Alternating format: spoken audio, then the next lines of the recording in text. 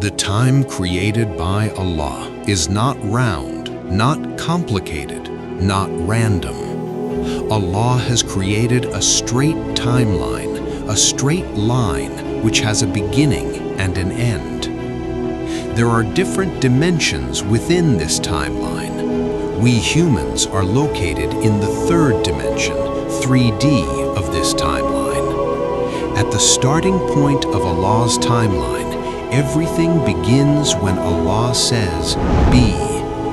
Before that, there was no time, no space, no matter.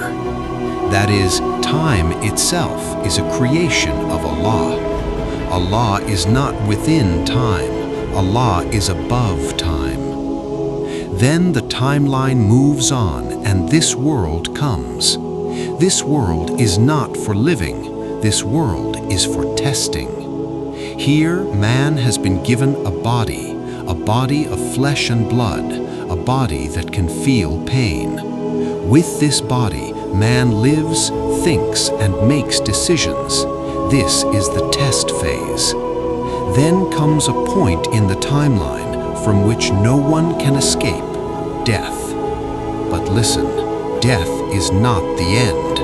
Death is just a transition. The body remains here, and the soul moves on to the next stage of the timeline, an intermediate dimension.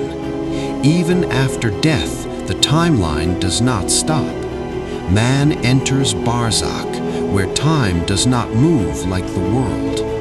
That is where man begins to reap the fruits of his deeds. Then comes the day when the entire timeline will lapse.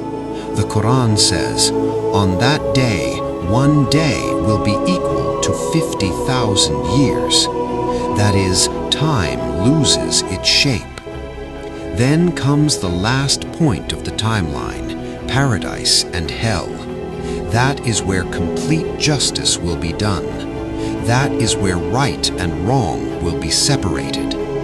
Now the question is, if paradise and hell are at the end of the timeline, then how did the Prophet see them in advance? This is where the real understanding of Miraj begins. Why did Allah call the Prophet? Allah called him to show him the whole reality. The Quran says, so that we may show him our signs. This was not a dream, this was direct exposure. Allah took him forward within that timeline where the future becomes the present. To Allah, the past, present, and future all together. The Prophet saw people being punished according to their deeds, the consequences of oppression, the consequences of lying, the consequences of haram. He also saw paradise, serenity, mercy, peace, and those people who chose patience and truth in the world. It was a walkthrough of the truth. Why was it shown? So that on the day of judgment, no one could say, "I didn't know. I only saw the world."